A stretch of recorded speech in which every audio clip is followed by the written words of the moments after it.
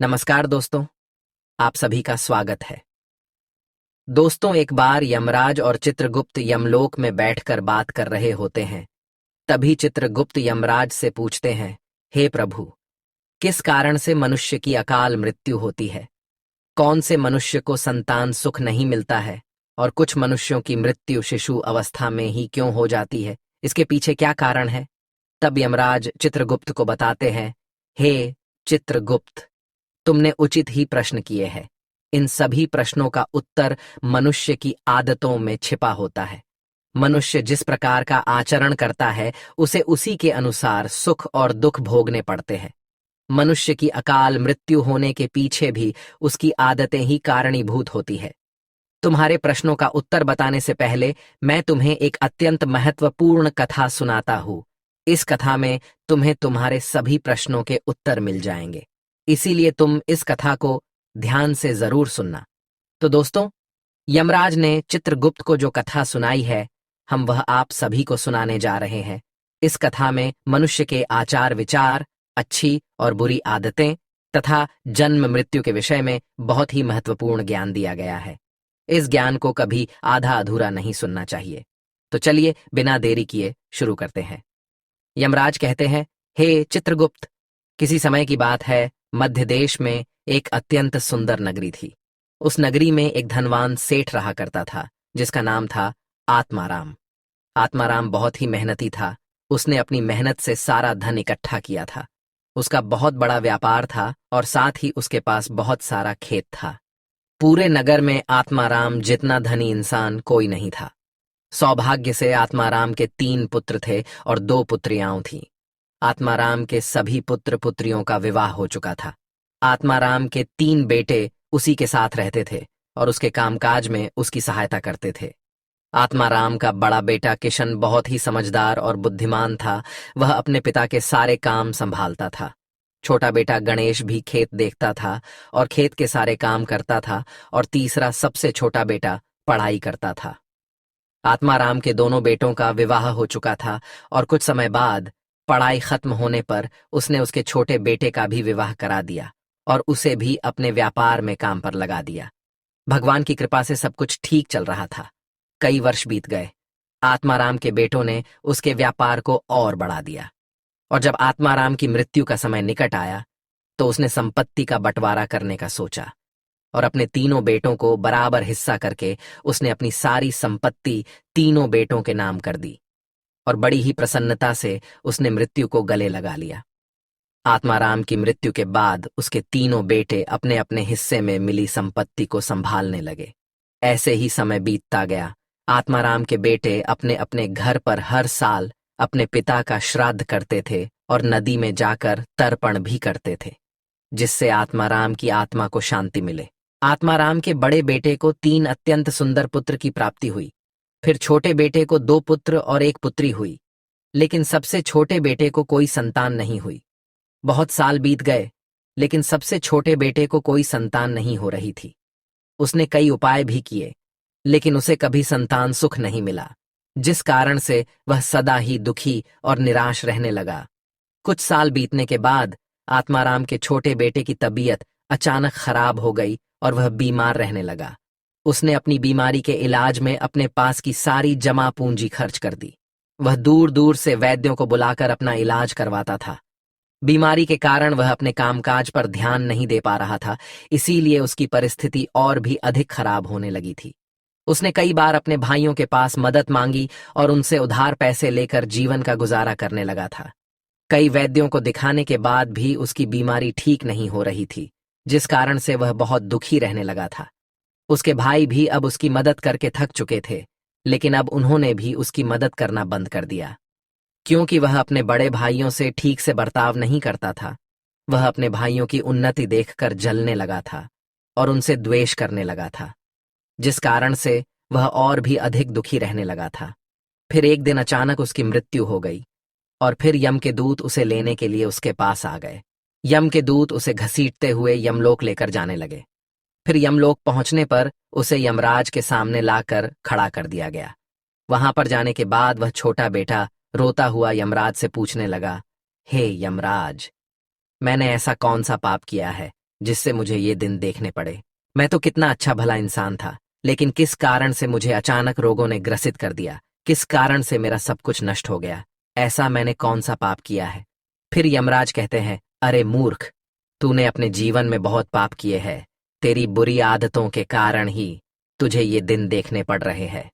तेरी अकाल मृत्यु का कारण भी तू खुद ही है। अब मैं तुम्हें बताता हूं कि तूने शास्त्रों के कौन से नियमों का उल्लंघन किया है, जिस कारण से तेरी दुर्दशा हुई है। जो भी मनुष्य शास्त्रों के नियमों का उल्लंघन करता है, उसकी भी दशा तेरे जैसी ही होती है। यमराज उस छोटे बेटे से कहते हैं, मनुष्य को हमेशा अपने 5 अंगों को साफ करके ही भोजन करना चाहिए। दोनों पैरों को तथा दोनों हाथों को और अपने मुख को जल से अच्छी तरह से स्वच्छ करके ही भोजन करना उचित होता है। इससे मनुष्य के शरीर से रोग दूर रहते हैं और व्यक्ति दीर्घायु बन जाता है। किंतु तूने तो बिना स्नान किए ही भोजन किया है। यमराज कहते हैं, भोजन शुरू करने से पूर्व उस भोजन के लिए भगवान को धन्यवाद देना चाहिए और संसार के समस्त प्राणियों को भोजन प्रदान करने की प्रार्थना करनी चाहिए। इस प्रकार से अन्न देवता को प्रणाम करके भोजन करने से मनुष्य को कोई पाप नहीं लगता है। लेकिन तूने ऐसा कोई भी कार्य नहीं किया। तूने कभी ईश्वर का धन्यवाद नहीं किया। तूने कभी प्राणियों को भोजन नहीं दिया, कभी द्वार पर आए भिक्षुक को अन्न नहीं दिया। इसी कारण तेरी यह दुर्गति हुई है। यमराज कहते हैं, जमीन पर बैठकर भोजन करना ही श्रेष्ठ होता है। बिस्तर पर बैठकर भोजन करने से मनुष्य के शरीर में रोग उत्पन्न होते हैं और उसकी आयु कम हो जाती है। तू बड़े आराम से बिस्तर पर बैठकर भोजन करता था, इसी कारण से तेरे शरीर में रोग निर्माण हुए। शास्त्र कहते हैं कि दहलीज पर बैठकर भी भोजन नहीं करना चाहिए, किंतु तूने इस नियम का भी पालन नहीं किए, जिससे तेरी धन संपत्ति भी नष्ट हो गई। दहलीज पर बैठकर भोजन करने से धन का नाश होता है। यमराज कहते हैं, 3 प्रकार का भोजन मनुष्य को ना ही करना चाहिए। जिस भोजन के ऊपर से कोई पैर रखकर चला गया हो अथवा कोई व्यक्ति भोजन को लां कर गया हो, ऐसे भोजन को कभी खाना नहीं चाहिए। ऐसा भोजन अशुद्ध हो जाता है। ऐसे भोजन को पशुओं को खिला देना चाहिए। दूसरों के द्वारा लांघा गया भोजन खाने से मनुष्य की आयु कम हो जाती है और उसके शरीर में भिन्न भिन्न प्रकार के रोग उत्पन्न होते हैं। यदि भोजन में बाल निकल आता है तो ऐसा भोजन त्याज्य हो जाता है। यदि अन्न में बाल निकलता है तो उसे ईश्वर को कभी प्रसाद के रूप में नहीं चढ़ाना चाहिए और ना ही स्वयं खाना चाहिए। ऐसा भोजन प्रेतों को प्राप्त हो जाता है। यमराज उसे कहते हैं, दूसरों के लिए परोसा हुआ भोजन भी नहीं खाना चाहिए। जो मनुष्य दूसरों का भोजन छीन के खाता है अथवा किसी को बिना दिए ही स्वयं उस अन्न का उपभोग करता है, उससे देवी अन्नपूर्णा रुष्ट हो जाती है। भोजन सभी में बांटकर खाना चाहिए। दूसरों के हिस्से का भोजन करने से मनुष्य के पुण्य कर्म नष्ट हो जाते हैं, लेकिन तूने इनमें से किसी भी नियम का पालन नहीं किया, इसी कारण से तेरी आयु कम हो गई। शास्त्रों के अनुसार दिन के समय में मनुष्य को उत्तर की ओर मुख करके मल मूत्र का त्याग करना चाहिए। यदि रात्रि के समय मल मूत्र का त्याग करना हो तो दक्षिण की ओर मुख करके करना चाहिए।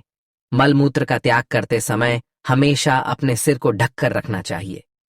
किसी भी पेड़ के नीचे, कुएं के पास, नदी के किनारे के पास, गौशाला के पास, देव मंदिर, अग्नि के पास तथा शमशान भूमि के पास कभी मल मूत्र का त्याग नहीं करना चाहिए।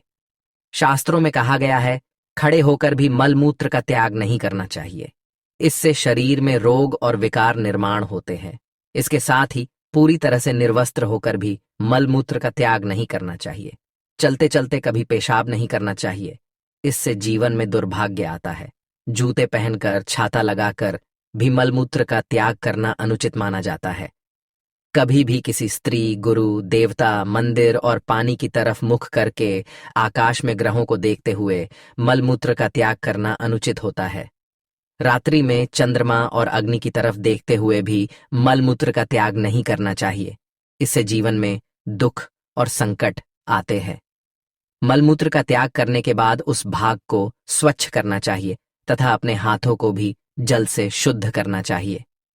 मलमूत्र का त्याग करने के बाद किसी दीवार पर साफ नहीं करना चाहिए।